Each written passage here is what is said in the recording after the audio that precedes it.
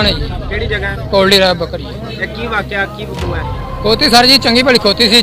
ਪੱਠੇ ਲਿਆ ਕੇ ਅੱਬੂ ਹੋਰੇ ਘਰ ਬੰਨ ਕੇ ਆਏ ਨੇ। ਪੱਠੇ ਲਿਆ ਕੇ ਘਰ ਬੰਨ ਕੇ ਆਏ ਨੇ। ਆ ਬੱਕਰੀ ਵਾਲੇ ਗਏ ਨੇ, ਨਿੱਕੇ ਮੁੰਡੇ ਬਾਜੂ ਗਏ ਨੇ ਪੈਣ ਚੱਕ। ਮੈਨੂੰ ਸੱਟਾਂ ਲੱਗੀਆਂ, ਮੈਂ ਘਰ ਆ ਜੀ। ਠੀਕ ਹੈ, ਇੱਥੋਂ ਕਿਸੇ ਬੱਚਿਆਂ ਨੇ ਦੱਸਿਆ ਤੁਹਾਡੀ ਖੋਤੀ ਨੂੰ ਅਜ਼ੀਬਾ ਕਰ ਦਿੱਤੀ ਮਲੰਗਾ ਨੇ। ਹਾਂਜੀ, ਇਹ ਕਾਫੀ ਦੇਰ ਤੱਕ ਬੈਠੇ ਨੇ, ਹੁਣ ਦੇ ਨਹੀਂ ਬੈਠੇ, ਕਾਫੀ ਦੇਰ ਤੇ ਬੈਠੇ ਨੇ। ਅੱਗੇ ਇਸ ਤਰ੍ਹਾਂ ਵਾਕਿਆ ਨਹੀਂ ਕਰਦੇ। ਆ 3-4 ਮਹੀਨੇ ਹੋ ਗਏ ਨੇ ਇਸ ਤਰ੍ਹਾਂ ਵਾਕਿਆ ਕਰ ਰਹੇ ਨੇ। ਠੀਕ ਹੈ, ਤੇ ਅੱਜ ਸਾਡੀ ਖੋਤੀ ਨਾਲ ਫੜ ਕੇ ਅਜ਼ੀਬਾ ਕਰ ਦਿੱਤੀ। ਸਰ ਮੇਰਾ ਸਰ ਕੁਦਰਤੁल्ला ਮੇਰਾ ਨਾਂ ਹੈ ਜੀ। ਕੋਟਲੀ ਰਾਏ ਅਬੂ ਬਕਰ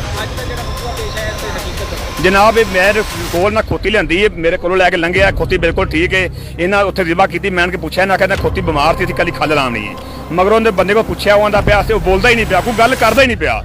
ਉਹਨੂੰ ਪੁੱਛਣਾ ਸਾਰੇ ਉਹ ਬੋਲਦਾ ਹੀ ਨਹੀਂ ਪਿਆ। ਖੋਤੀ ਲਿਆ, ਇਹਦਾ ਲਾਲ ਕੀਤੀ। ਇਸ ਮਕਸਦ ਵਾਸਤੇ ਨਾ ਸ਼ਹਿਰ ਲੈ ਕੇ ਜਾਣੀ ਹੈ। ਅਸੀਂ ਮੌਕੇ ਤੇ ਫੜ ਲਈਏ। ਖੋਤੀ ਉੱਥੇ ਮੌਜੂਦ ਪਈ ਮੌਕੇ ਤੇ। ਸਾਰੇ ਨਾਲ 3-4 ਸਾਡੀਆਂ ਖੋਤੀਆਂ ਗਾਇਬ ਹੋ ਗਈਆਂ ਨੇ। ਕਈ ਕੁੱਕੜ ਗਾਇਬ ਹੋ ਗਏ ਨੇ, ਕਈ ਬੱਕਰੇ ਗਾਇਬ ਹੋ ਗਏ ਨੇ। ਅਸੀਂ ਇਹਨੇ ਹੋਰੇ ਕਿਹੜਾ ਲੈ ਗਿਆ?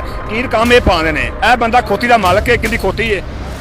हाँ मेरी खोती है। मेरी खोती सवेरे में छड़ के गया है, बाहर हो गई जो कढ़ी है तो मैं चाचू लवे दी तो खोती है ना खोती गायब खोती है ना अगवाड़ के वेखी मैं खोती खल खल तो लती पी ਇਹ ਭਾਈ ਨੇ ਖੋਤੀ ਦੀ ਖੱਲ ਵੇਖੀ ਹੈ। ਵੇਖ ਕੇ ਨੇ ਆਖਿਆ ਖੋਤੀ ਮੇਰੀ। ਪਹਿਲੇ ਬੰਦੇ ਨੇ ਆਖਿਆ ਖੋਤੀ ਮੇਰੀ ਨਹੀਂ ਦੀ। ਜਦੋਂ ਇਹਨੇ ਵੇਖੀ ਨਾ ਦੀ ਖੱਲ, ਫਿਰ ਇਹਨੇ ਆਖਿਆ ਖੋਤੀ ਮੇਰੀ ਹੈ। खोती मेरी ਜੀ ਮੇਰਾ ਨਾਮ ਹੈ ਵਲਦਮਦੀਨ।